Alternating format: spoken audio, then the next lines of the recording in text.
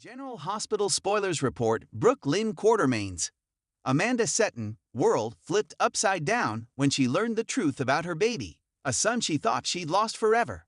That boy, none other than Giovanni Gio Palmieri, Giovanni Mazza, now living right under everyone's noses in Port Charles. The fans suspect it's only a matter of time before she is driven to uncover what happened and reunite with him. That mission will undoubtedly take her on a wild ride through familiar territory. Along the way, she'll cross paths with faces she knows all too well, some who might hold pieces of the puzzle she's desperate to solve. In the end, every step she takes will circle back to Gio, but the road to that revelation promises plenty of twists and turns. As Brook Lynn digs deeper, she might stumble into Carly Spencer, Laura Wright, who's got her own stake in this secret.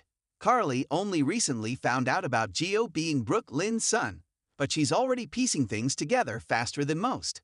Brook Lynn won't be looking for a heart-to-heart, but Carly's knack for knowing more than she lets on could drop a hint, or a bombshell, that pushes Brook Lynn closer to the truth. Will Carly spill what she knows, or keep it close to the chest like always? If she does spill, it may not be to Brook Lynn, but to Sonny Corinthos, Maurice Bernard, Gio's grandfather. Yes, let's talk about Sonny. This is a man who is never far from the center of any Port Charles storm. Brook Lynn may start to suspect he's been in on this longer than anyone's admitting. Did he keep it quiet to protect Lois Cerullo, Rena Sofer, or is there a darker reason he stayed silent? If she confronts him, expect sparks to fly. Sonny's not one to back down, and Brook Lynn isn't known for stopping until she gets answers. This could be the moment she realizes the mob boss has been pulling strings behind the scenes all along. The real punch to the gut might come when Brook Lynn circles back to her own mother, Lois. It's hitting her hard that Lois didn't just know she had a boy. She might still know exactly where Gio landed.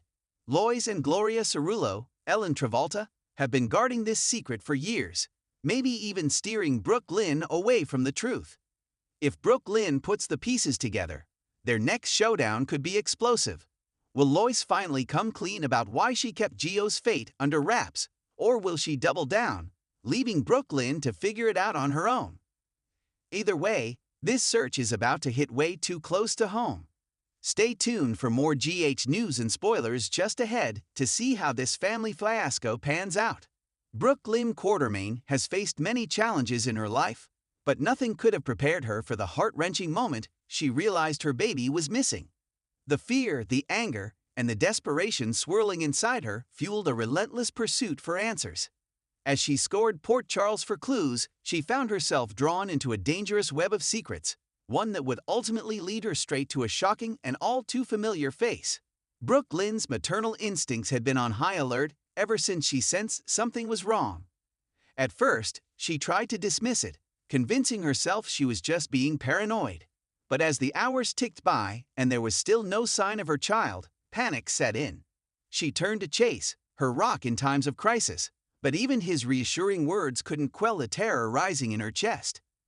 Valentin Cassadine, ever the enigma, also inserted himself into the situation. His past with Brook Lynn and their complicated history over baby Bailey made it impossible for him to stay on the sidelines. He offered his resources, his connections, and even a few cryptic warnings. "You don't know who you're up against," he told her, his voice laced with concern. "And once you open this door, there's no turning back." Brook Lynn didn't care about warnings. She needed her baby back, no matter what it took. Days of searching turned into sleepless nights, with Brook Lynn and Chase chasing every lead, no matter how small. But the real break in the case came when a mysterious note arrived at the Quartermaine mansion. It was brief, almost taunting in nature. Brook Lynn read the words over and over, trying to decipher their meaning. Who could have left this? Was it a threat? A clue? And what did the past have to do with her missing child? Her thoughts immediately turned to Nell Benson. Could it be possible? Everyone believed Nell was dead, but stranger things had happened in Port Charles. If Nell had somehow resurfaced, taking Brook Lynn's child as some twisted form of revenge wasn't outside the realm of possibility. But the deeper she and Chase dug, the more they realized that while Nell may have inspired the chaos, she wasn't the mastermind behind it. A visit to Pentonville provided another piece of the puzzle. Cyrus Renault, always lurking in the shadows, had heard whispers about a baby being taken as part of a power move. He wouldn't confirm who was behind it, but he did drop a name that sent shivers down Brook Lynn's spine: Helena Cassadine. The Cassadine matriarch was supposed to be dead, but Port Charles had learned the hard way that death was rarely permanent when it came to that family. If Helena had orchestrated this, it wasn't just about Brook Lynn's child. This was something bigger, something far more dangerous than she ever imagined. Determined to follow the lead, Brook Lynn found herself on a private jet headed toward Greece, the rumored epicenter of Cassadine dealings. Chase wanted to come, but she insisted on going alone. This was personal. When she arrived at an abandoned estate on the outskirts of Athens, she wasn't sure what she would find. The mansion was eerie, almost frozen in time, with remnants of Cassadine grandeur still intact. As she stepped inside, the air was thick with dust and secrets. Then she saw him. A man standing at the top of the grand staircase, his expression unreadable, his presence undeniable. Nicholas Cassadine. Brook Lynn's heart pounded in her chest. Nicholas was supposed to be gone, presumed dead after yet another one of his mysterious disappearances. But here he was, alive, staring at her with an intensity that sent chills down her spine. "Brook Lynn," he said, his voice smooth but guarded. "I was expecting you." Brook Lynn's mind raced. If Nicholas was here, did that mean he was the one behind her baby's disappearance? Or was he trying to stop something even worse from happening? "I don't have time for games," she snapped. "Where is my child?" Nicholas sighed, running a hand through his hair. "You don't understand what's at play here," he said. "This isn't just about you or your baby. It's about something much bigger." Brook Lynn refused to be sidetracked. "I don't care about anything except getting my child back. If you know where they are, tell me now." Nicholas hesitated, and for a brief moment, Brook Lynn saw something flicker in his eyes: regret, pain, fear. Whatever it was, it told her that he wasn't the one pulling the strings. "She's safe," he finally admitted. "But if you take her now, you'll be putting both of your lives in danger." Brook Lynn wasn't buying it. "Who are you protecting, Nicholas? Who's really behind this?" His silence spoke volumes. Just as she was about to press him further, a familiar voice echoed through the mansion. A voice that sent a fresh wave of shock through her system. "I told you she'd find us eventually." Brook Lynn turned toward the shadows, her breath catching in her throat.